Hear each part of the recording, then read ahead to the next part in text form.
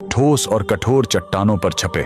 ये साक्षात भगवान श्री कृष्ण के रथ के पहियों के निशान हैं, जो आज भी बिहार के राजगीर में चीख चीख कर महाभारत की गवाही दे रहे हैं। लेकिन सोचने वाली बात यह है कि आखिर भगवान को ऐसी क्या जल्दी थी कि उनके रथ की भयंकर रफ्तार से पत्थर भी मोम की तरह पिघल गए। दरअसल इसका कारण था एक ऐसा खूंखार राजा जो रावण से भी ज्यादा खतरनाक और भगवान शिव का परम भक्त था, जरासंध। उसने दुनिया भर के 95 से ज्यादा राजाओं को हराकर अपनी जेल में बंदी बना रखा था। उसकी एक खौफनाक प्रतिज्ञा थी। वो पूरे 100 राजाओं को पकड़कर एक ही रात में उन 100 राजाओं की बलि भगवान महाकाल के चरणों में चढ़ाने वाला था। इन्हीं निर्दोष राजाओं की बलि रोकने के लिए भगवान श्री कृष्ण भीम और अर्जुन के साथ इतनी भयंकर स्पीड में राजगीर पहुंचे थे कि उनके रथ के पहियों की रगड़ से इन पहाड़ों पर जो गहरे निशान बने वो आज तक नहीं मिटे। राजगीर पहुंचकर श्री कृष्ण ने सीधा जरासंध को कुश्ती के लिए चुनौती दे दी। जरासंध ने भीम के साथ लड़ना चुना, लेकिन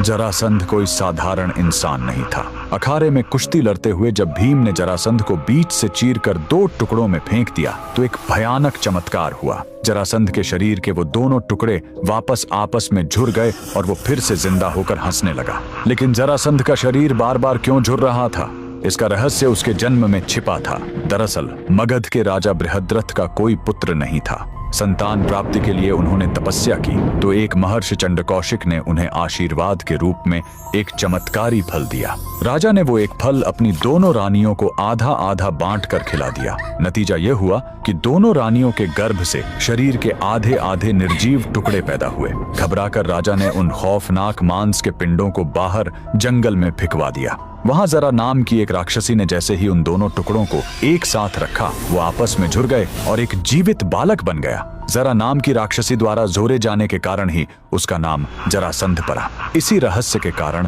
अखाड़े में भीम उसे जब भी फाड़ते वो वापस झुर जाता। 13 दिनों तक यही खौफनाक कुश्ती चलती रही। तब 14वें दिन श्री कृष्ण ने अपना मास्टरमाइंड खेल खेला। उन्होंने एक घास के तिनके को उठाया, उसे बीच से फाड़ा और दोनों टुकड़ों को उल्टी दिशा में फेंक दिया। भीम तुरंत भगवान का इशारा समझ गए। उन्होंने जरासंध को फिर से बीच से फाड़ा, लेकिन इस बार दाएं हिस्से को बाईं तरफ और बाएं हिस्से को दाईं तरफ फेंक दिया। उल्टी दिशा में होने के कारण वो टुकड़े कभी दोबारा नहीं जुड़ पाए और शिव के उस खूंखार भक्त का हमेशा के लिए अंत हो गया।